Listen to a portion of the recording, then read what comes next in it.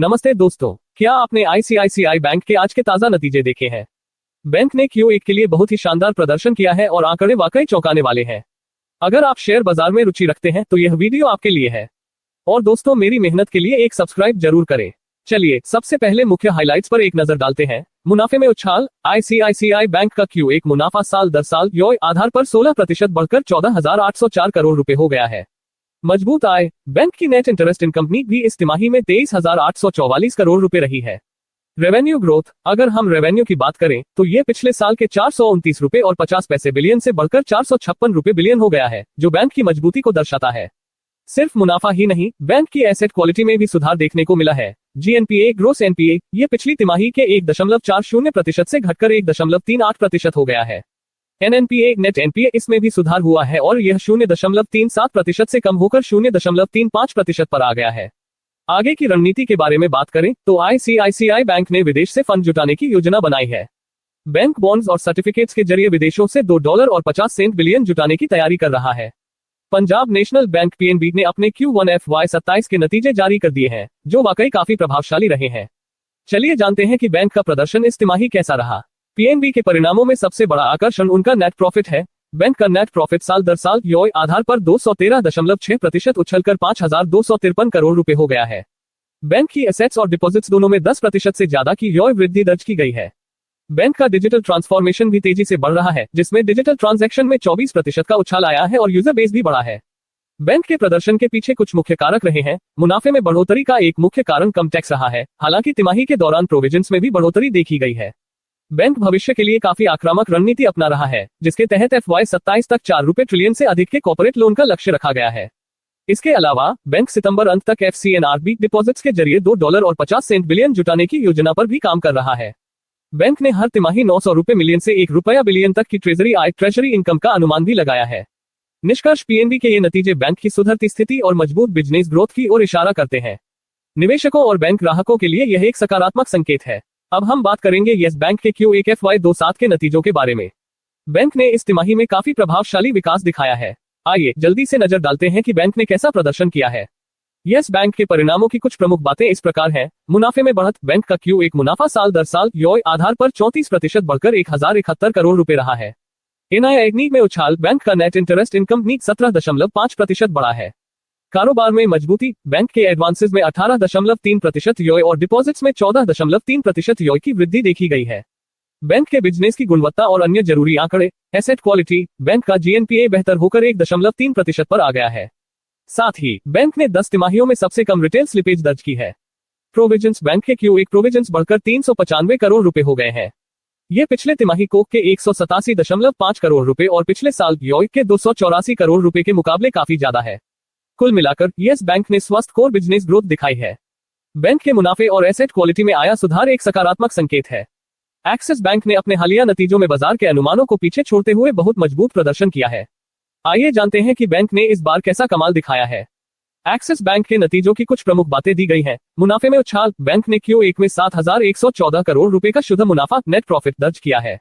अनुमानों को पीछे छोड़ा। ये मुनाफा बाजार के 6,877 करोड़ रुपए के अनुमान से काफी अधिक रहा है, जो निवेशकों के लिए एक सकारात्मक संकेत है। Q2 की वृद्धि। अगर हम Q2 की बात करें तो एक्सिस बैंक का प्रॉफिट आफ्टर टैक्स साल दर साल YoY आधार पर 23% बढ़ा है।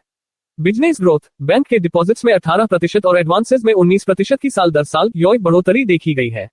एसेट क्वालिटी और डिजिटल मजबूती। बैंक के अन्य महत्वपूर्ण पैरामीटर्स भी काफी स्थिर रहे हैं। Asset quality. बैंक का GNPA 1.28% पर स्थिर बना हुआ है। CET1 ratio. बैंक का CET1 रेशियो 14.6% रहा है।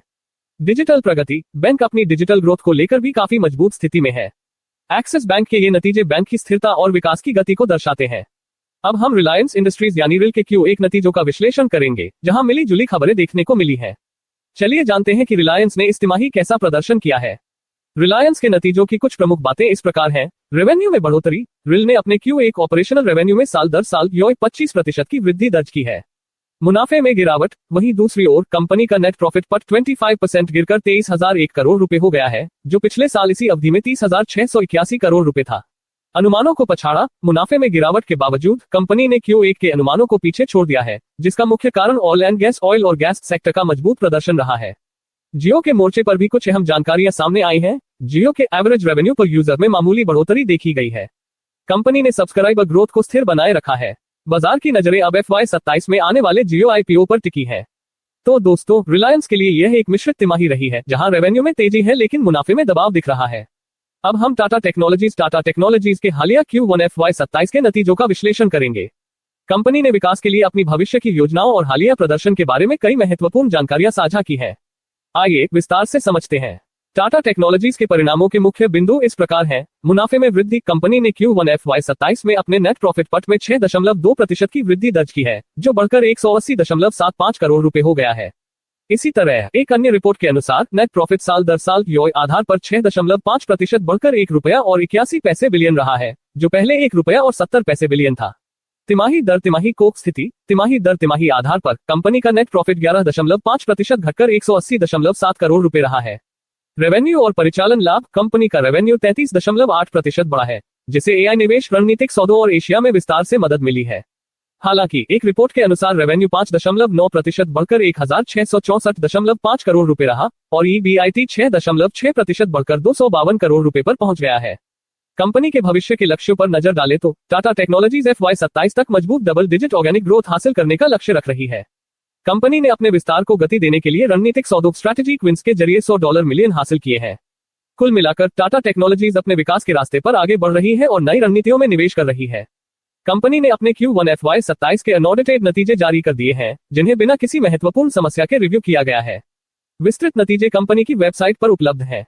साउथ इंडियन बैंक की बात करें तो बैंक का अनुमान है कि वेस्ट एशिया में चल रहे तनाव के बावजूद उनकी एसेट क्वालिटी स्थिर बनी रहेगी। फिलहाल बैंक के ग्रॉस NPA 1.38% और नेट NPA 0.26% पर है।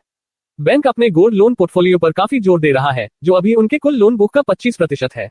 इसे वर्ष के अंत तक 17-18% बढ़ाकर 27-28% तक पहुंचाने का लक्ष्य है।